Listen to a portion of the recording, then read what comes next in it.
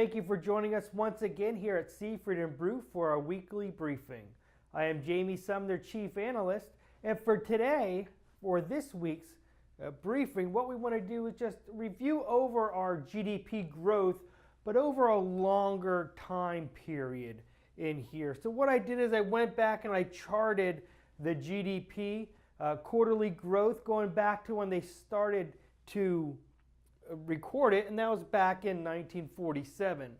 So we have the different periods of growth rates, and as you can see, what I did is I averaged the growth rates throughout the different expansionary time periods. And one notable fact you can see here is that over this time period, we've kind of come down in our average expansion growth rate. Back here in the 1950s, we were at a 7.8%, and we've never, during this time period since, have achieved that average growth rate during a period, expansionary period. And in fact, when we look at our current expansionary period, we're here at 2.2. So put a little color on this.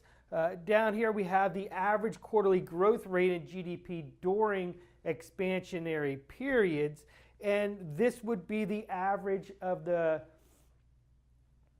positive GDP rates, growth rates here. So for the entire time period, we're looking at this 4.26% growth rate. So that's the entire period from 1947 all the way up to the second quarter of 2017. Now, if we split that up between pre and post Great Recession, we can see prior to the Great Recession that average was 4.55, and then since the Great Recession that average has been 2.36. So overall, we've had a pretty significant reduction in that average growth rate for this post period of the Great Recession. So that's where we are today, looking at our growth rate compared to what we've seen in the past. And we've known that we have slowed down somewhat, and this just highlights how much that slowdown has been.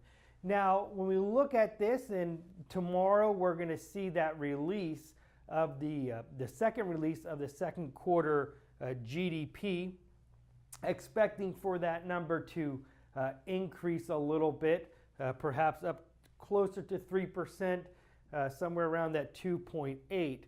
But when we look at the third quarter of 2017, we can look at the GDPNow, and you can see how this number has come down from where they originally put it out at 4%. The Atlanta Fed has brought that down to 3.4, well above what we've seen in the second quarter so far, but 3.4 is very strong in here. We expect this number to come down. Typically, the closer we get to the actual release of the second quarter or the third quarter GDP, we'll start to see this number drop a little bit. But that's where the Atlanta Fed has their projection rate now. When we look at the overall geopolitical and we tie in this really slow growth rate, kind of what we've expected is a suppression of that 10-year Treasury this morning down to that 2.10%. In here, expected to even go lower. But when we look at that and kind of supporting that reduction in the 10-year Treasury, is just this overall feeling that we're just going to stay in this really low growth rate for a significant period of time. And you can see here, this is put out by the IMF. This is their GDP outlooks for the world. If you look at United States at 2.1%, for 2017. Same thing for 2018 at that 2.1%. Notable changes from their April numbers. They brought us down by 0.2% in 2017.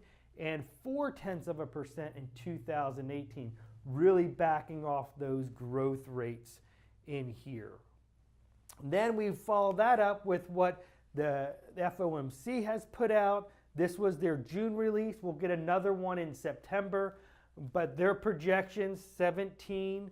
If we look at the medians, 2.2, 2.1 in 2018, and then 1.9 in 2019. All of this information that we're taking in, both the geopolitical items out there with North Korea, as well as the issues we have with our growth rate just continuing to slow down or being very slow in here, expectations being slow, this would all point to that longer end of the Treasury staying around where it is, even going lower in here. So that's something to look forward to, or not really look forward to, but something to keep an eye on.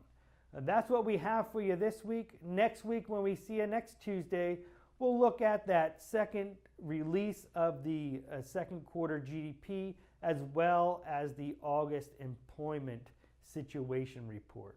Have a great week, everyone.